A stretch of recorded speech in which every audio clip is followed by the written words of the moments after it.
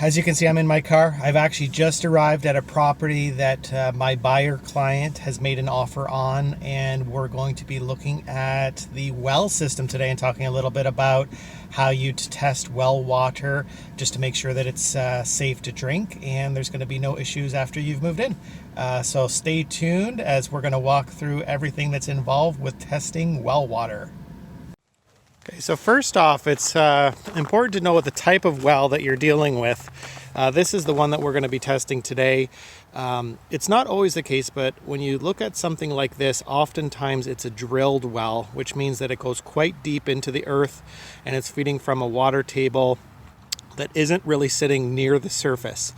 Sometimes you'll encounter a dug well, pretty self-explanatory there. It's dug often by hand many years ago and by machinery now, but it's a lot shallower. Sometimes it might be in the 10, maybe 15 foot range, whereas this one could potentially go down 100 feet, sometimes more, really depending on where the water table is. So this is where we've located the well on this particular property. Next we'll hop inside and we'll show you how we go about testing the water. Okay, so in Ontario, Public Health Ontario, they'll give you kits like this that you can pick up at no charge. And this is the kit that we'll use to collect a water sample. And later in this video, I'll show you where I'm dropping it off. But there are different labs and drop-off locations around the province where we'll actually drop off the sample. But when we get the kit, there's the bottle itself with some barcodes here that will be used to scan or to track the specimen as it's going through the lab. And then there's a bunch of paperwork here as well that I will be filling out just to identify the location where the test was done. And then there's some, I've done this before, but there's some instructions here as well as to how to grab a sample properly without me being the one that contaminates it. We obviously want it to be a true sample from the well water here, so that when it goes through the lab, we know exactly what's going on with the water. So we're going to collect that sample next, and I'll show you how we go about collecting a sample that is free of my contamination. So I'm actually going to collect my sample here from the bathroom faucet, mainly because it's easiest for me to get the proper sample.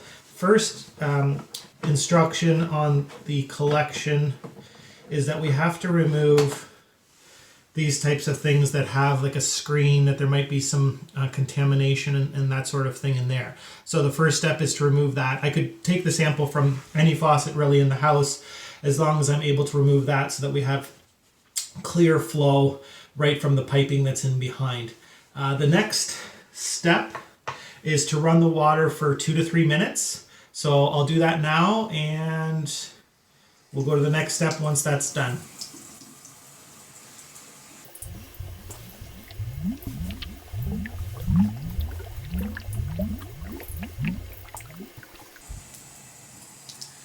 Okay, we've been running the water now for 2 to 3 minutes. So the next step, I've got these little alcohol wipes, but it suggests that you, with an alcohol wipe or an alcohol swab, or even a diluted bleach solution, you have to now clean the faucet here in piping just to make sure that there's no contaminants on the faucet itself that would affect the water sample itself. So we're going to clean this as the instructions dictate.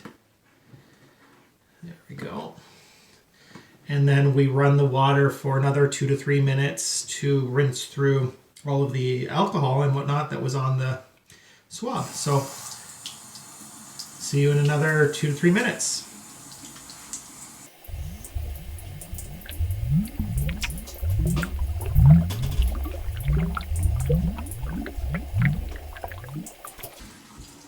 Okay, we're now ready to actually collect our sample. So again, this is the bottle that will collect the sample. So it wants me to fill it up to the fill line here. And it's also very important that I don't contaminate the lid here. So I'm breaking the seal. So what we don't want to do is contaminate the inside of that lid. I'm going to be very careful with that.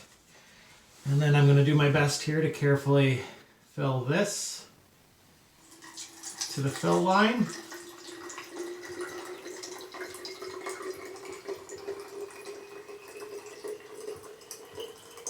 They also suggest that it's important to keep this sample cold. You don't want it to heat up, so if you're collecting a sample in the summer, you don't want it to get too hot. And then they also suggest it's important that it be dropped off to the lab as soon as possible. So now that I'm done collecting the sample, I will put back together the faucet here. Oops.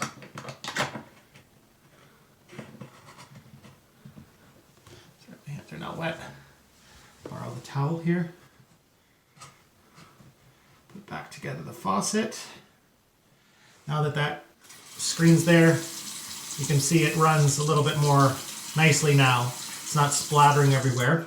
Speaking of which, just out of respect for the current homeowner, I'll make sure that I wipe down all of the splatter.